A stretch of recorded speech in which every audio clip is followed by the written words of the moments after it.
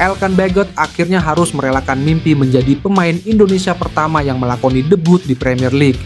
Bagot resmi dipinjamkan Ipswich Town ke Blackpool.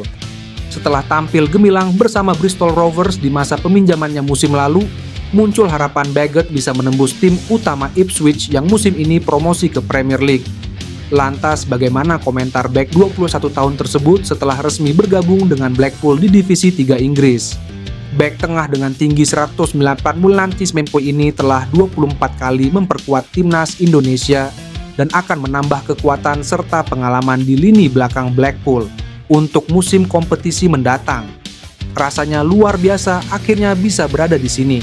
Saya sangat bersemangat untuk memberikan kontribusi demi meraih kesuksesan bersama klub ini. Saya tidak sabar menantikan musim ini dan siap untuk beraksi, ujar Elkan.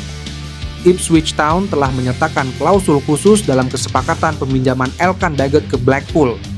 Klausul ini memungkinkan Ipswich untuk mengakhiri masa peminjaman lebih awal, khususnya pada bulan Januari 2025. Langkah ini diambil sebagai antisipasi jika Elkan tidak mendapatkan waktu bermain yang cukup di Blackpool atau jika Ipswich mengalami kekurangan pemain di posisi bek tengah. Sementara itu, Elkan berpotensi langsung menjalani debutnya bersama Blackpool pada akhir pekan ini saat menghadapi Crawley Town dalam pertandingan pembuka League One musim 2024-2025. PSSI melakukan mode senyap dalam mencari pemain keturunan usai Vardy Bakhdim diam-diam telah bertemu dengan pemain keturunan Mike Clyne. Kabar pertemuan ini membuat nama Mike Clyne Santer dilaporkan menjadi pemain naturalisasi selanjutnya yang tengah diproses PSSI. Vardy Bakhdim bertemu pemain keturunan Indonesia yang bermain di Sparta Rotterdam, Mike Clyne. Tulis akun Football Indonesia di Instagram. Disebutkan bahwa pemain yang biasa bermain sebagai gelandang tengah itu memiliki darah keturunan dari sang nenek yang lahir di Surabaya, Jawa Timur. Pertemuan ini pun sekaligus memvalidasi pernyataan Exco PSSI Arya Sinulinga yang menyebut pihaknya sedang memproses pemain keturunan. Beredar kabar bahwa pemain keturunan yang diproses itu adalah bek dan gelandang, sehingga sosok gelandang yang dimaksud diyakini akan Mike Clyne. Yang pasti PSSI lagi urus, lagi proses dokumen sudah masuk, nama-namanya agak di luar dari yang beredar, kata Arya Sinulinga. Belum diketahui apakah Mike Clyne akan diproyeksikan untuk membela timnas Indonesia senior atau timnas U20 yang dibesut Indras Jafri. Pemain keturunan Indonesia Ian Maatsen masih berpotensi untuk membela timnas Indonesia usai dirinya tidak mencatatkan satu caps pun bersama timnas Belanda di Euro 2024. Ian Maatsen dibawa Ronald Koeman dalam skuad Belanda di Euro 2024. Namun, hingga melaju ke semifinal, pemain Aston Villa itu sama sekali tidak dimainkan usai kalah saing dengan Nathan Ake di posisi bek kiri. Dengan demikian, Ian Maatsen masih 0 caps bersama timnas Belanda. Menurut aturan FIFA, pemain masih bisa membela timnas lain jika yang bersangkutan belum memiliki 3 caps bersama timnas senior. Kini, keputusan ada di tangan Ian Maatsen. Apakah dirinya bersedia membela timnas Indonesia atau tidak? Pemain dengan nama lengkap Ian Ethan Maatsen ini lahir di Vlaardingen, Belanda pada 10 Maret 2002. Kendati lahir dan besar di Belanda, ia punya darah campuran. Mengalir di tubuh Maatsen darah Indonesia Suriname. Darah Indonesia didapatkannya dari sang ibu yang berasal dari Jawa. Ketua Umum PSSI Erick Thohir mengungkapkan rencana untuk menggelar pertandingan uji coba antara timnas Indonesia melawan Belanda. Hal tersebut diungkapkan oleh Erick Thohir lewat akun Instagram pribadinya usai bertemu Duta Besar Kerajaan Belanda untuk Republik Indonesia, Lambert Grins. Pagi tadi bertemu Duta Besar Kerajaan Belanda untuk Republik Indonesia, Mr. Lambert Grins, tulis Erick Thohir di Instagramnya. Dalam pertemuan tersebut, Erick Thohir dan Lambert Grins membahas potensi kerjasama antara Indonesia dengan Belanda. Pertemuan antara Erick Thohir dan Lambert Grins juga membahas soal sepak bola. Erick Thohir mengungkapkan, PSSI dan KNVB akan berkolaborasi.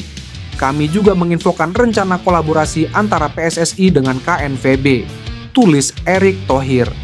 Salah satu rencana kolaborasi yang akan dilakukan PSSI dan KNVB adalah menggelar pertandingan uji coba. Bukan hanya level senior, uji coba antara timnas Indonesia melawan Belanda itu akan digelar di semua kelompok umur. Timnas Indonesia dan timnas Belanda akan membuat program pertandingan persahabatan di semua usia, baik pria maupun wanita. Tutup Erick Thohir. Maarten Paes ternyata bukan menjalani sidang KS pada 15 Agustus. Hal itu dikatakan Bung Ropan dalam kanal YouTube miliknya, di mana Maarten Paes sendiri telah menjadi WNI pada 30 April 2024 lalu. Namun dia belum juga memperkuat timnas Indonesia. Di sisi lain, timnas Indonesia di bawah asuhan Shin Tae-yong membutuhkan kiper baru untuk mengarungi grup C di babak kualifikasi Piala Dunia 2026 zona Asia. Kiper FC Dallas itu ternyata akan menjalani sidang perpindahan Federasi Sepak Bola di FIFA bukan di CAS, yang selama ini ramai diperbincangkan. Ada harapan Paes bisa memperkuat timnas dengan catatan sidang di FIFA tanggal 15 Agustus yang akan datang, ujar Bung Ropan. Tak hanya Bung Ropan, supporter timnas Indonesia juga berharap sidang Maarten Paes bisa selesai di FIFA dan bisa segera memperkuat skuad Garuda di grup C Piala Dunia 2026 round 3 bersama anak asuh Shin Tae-yong. Jika putusan sidang FIFA menyatakan Maarten Paes bisa memperkuat timnas Indonesia, maka kiper FC Dallas itu bisa menjaga gawang skuad Garuda dan tidak perlu lagi bersidang di CS yang tentunya bisa memakan waktu lama. Pemain keturunan Indonesia, Ole Romeni, terus dikaitkan masuk program naturalisasi PSSI untuk memperkuat timnas Indonesia.